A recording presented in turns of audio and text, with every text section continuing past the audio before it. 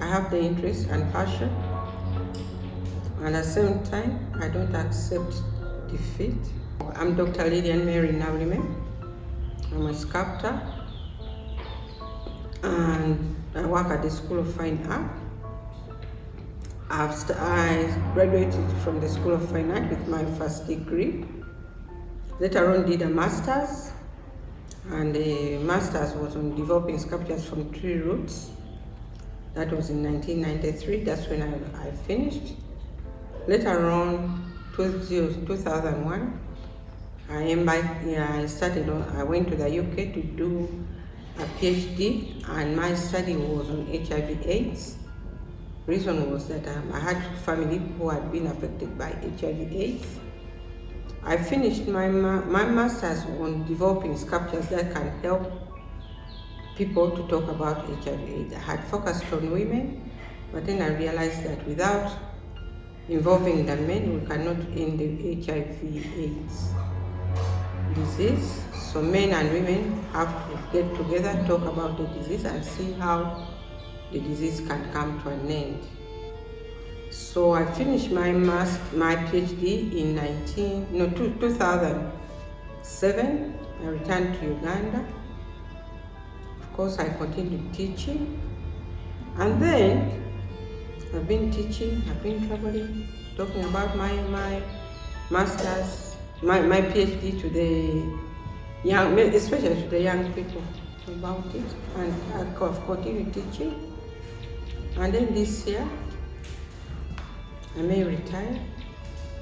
So that means either I'm continuing with teaching at the School of Fine Arts, or I'm just in practicing as a sculptor. Maybe I can teach privately. I can have private lessons for those who have interest. What has kept me going? I have the interest and passion, and at the same time, I don't accept defeat. Yeah, well, you can challenge me, but I won't say anything. I sit down and think through how I can go over the challenges. One of my best inspiration while I was doing my art was Professor Nakinda. He was a small man, but he was doing huge sculptures. When I saw him, I said, well, if you can do it, I can do it. Yeah, he's a man, but even we women, there are things we can do once you have the aim and once you are determined that you can do it. And then also I've traveled abroad, and I've seen other artists producing good work. That also keeps on giving me inspiration to work. I think the opportunity starts from your lecturers, people who have taught you, people who have mentored you. If they are artists, they know where these opportunities are. Two, you can also look at the notice boards of your school, of all art centers, and see, for example, we have 32. We have all these galleries. Usually on their notice boards, they pin up opportunities. And at the same time, now we have the era of internet. In the past, we never had internet. So now, so much you just put in, like you say, you can write and say, you Google and say, artist residences in Uganda.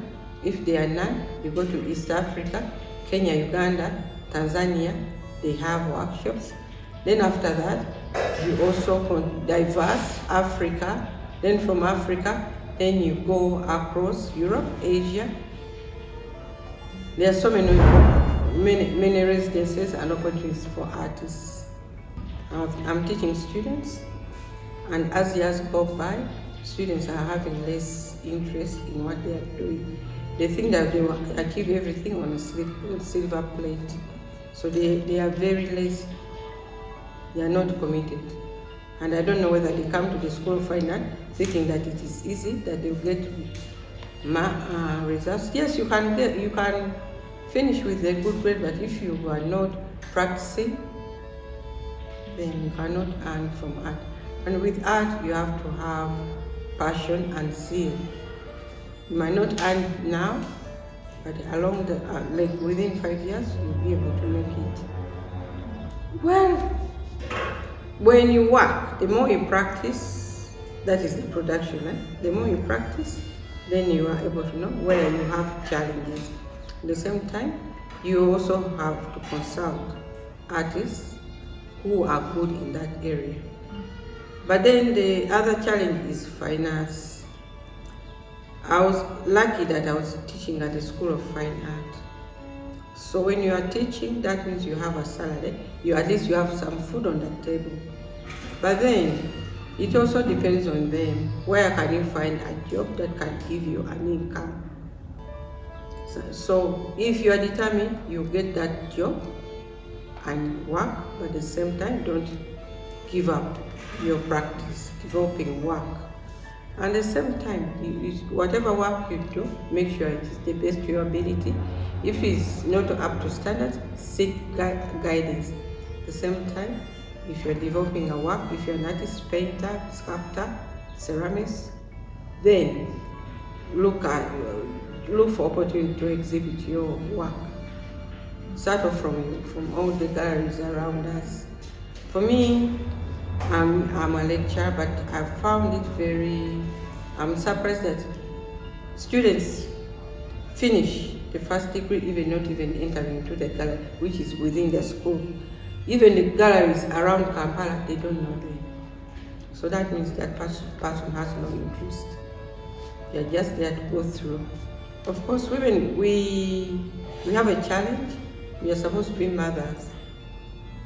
Then, if you are into motherhood, then that means whoever partner you have should have interest in your work. If that person, your boyfriend or your husband, has no interest in your work, then that brings you to an end. But if your partner, husband, has interest in art, then your chances are that you will succeed. But it is also a determination. Even if you are in motherhood, that should not stop you from producing your art. And many times I tell young girls that while you are breastfeeding or taking care of your children, you will still have time to do your art. I think the bottom line to keep women in practice is exposure, exhibitions. Because when they are able to exhibit their work, then they will have finance, then they will have money to keep them going. That is most important. I think also we need platforms, because most of these exhibitions, I've been there and I've exhibited at all times. But then you find that most of these gallery owners sometimes prefer men to support men. That's what I was told. I didn't realize it, but then after I realized that the people who exhibit more are the men. Then you also have to find out. Maybe sometimes we need to do a small research. Why are not women exhibiting? When we find out, because I can say, oh, because the opportunities are not there. And yet the women might be there, and yet they're not producing. So we need to find out what women want in order to produce, and then what are the markets for them. Because for me, I've been able to produce. Whether I'm not selling, I just have the passion, I just produce. And the bottom line is that I have a job.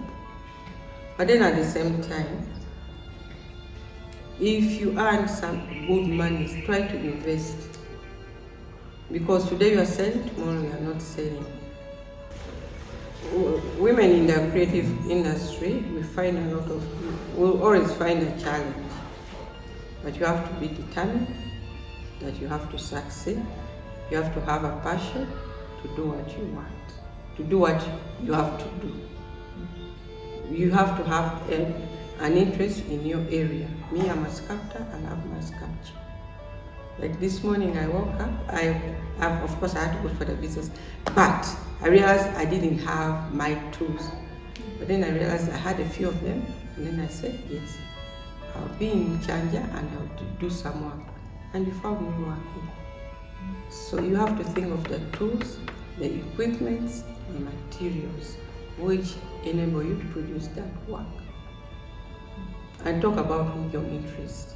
Because when you keep quiet, people don't know. But for me, I think one of the reasons I've been able to succeed, I talk about my passion. And then all of a sudden somebody says, yes, I'll support you here. Oh, here are the tools. I don't ask for money, but I just, most of the time, I talk about my passion and my challenges. And then we also need to pray. Art is spiritual. We need the man above, God, to direct us in achieving what we want. I wish all women, especially the youth, a happy Women's Day, not only for this year, but for all throughout the months. And they should feel proud that they are